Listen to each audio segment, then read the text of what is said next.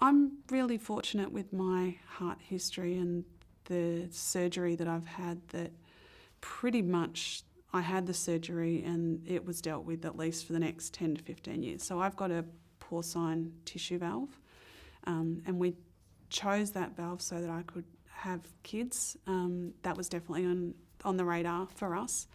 And so that was a big decision for us medically.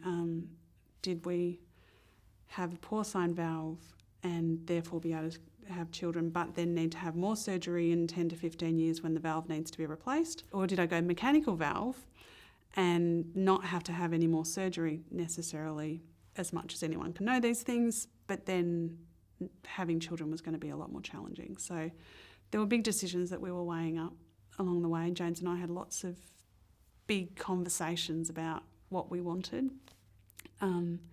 But beyond the period of the surgery and the rehab, there haven't been huge amounts of changes that I've had to make. I think there can be a lot of stress and pressure, and I guess it's definitely something facing me, of having to take a lot of time off work to recover and getting back into work.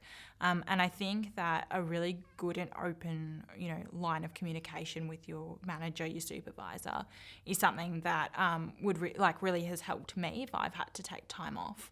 I think as well as that, I've been quite fortunate at my employer that I have services like employee assistance programs where I can talk to a counsellor and it's confidential, and that's quite a bit of a short-term fix. But I think if you've got stuff on your chest that you need to talk about, there have certainly been things in my role that have triggered emotional responses in me that wouldn't be triggered in someone who didn't have a heart condition. For me, working through that, I've been quite open about that with my employer and said, hey, this is what this made me feel. And I think just being honest about it, and just being honest about your feelings with your employer. I think you'd be surprised. Most employers don't really want to make it any more difficult for you than it already is. You can't drive for 6 months after a heart event, and then for 6 months, if you get a shock, it's another 6 months. So all up for me, it was a year that I wasn't allowed to drive. So Peter had to be the wheels of the family. It wasn't too long after it all happened, and I just got brave and said, all right, I'm going to get back into netball. I like doing that. I'm going to do that. And then that brought on the first round of shocks. So then I was too scared to walk the dog, too scared to go and get the bins down the driveway.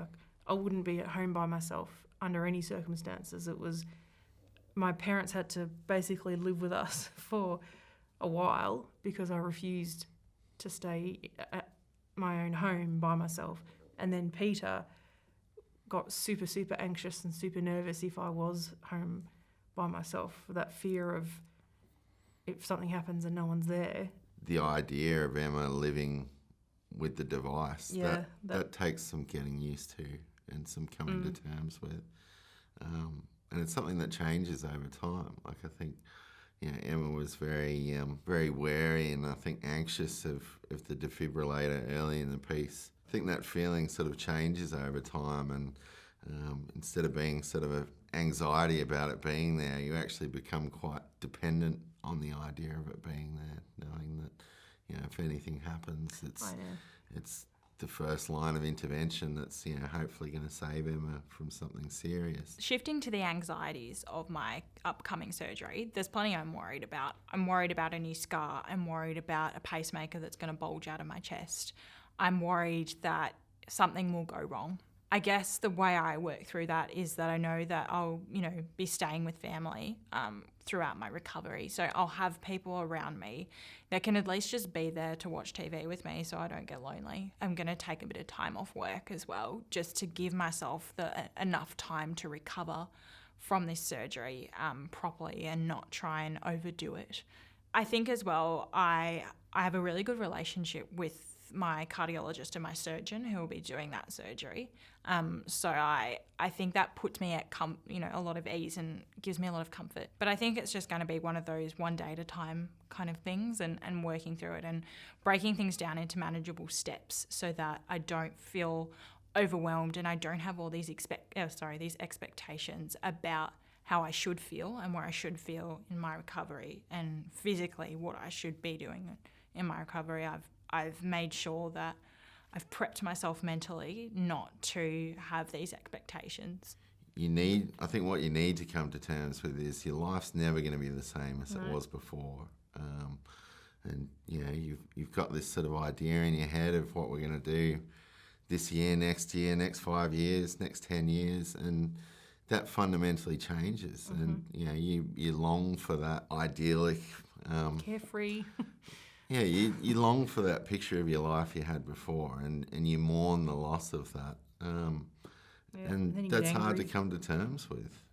Even still, I think every day you sort of get used to a new life, and you have a new idyllic picture of what this new life looks like. But you get better at dealing with that all the time.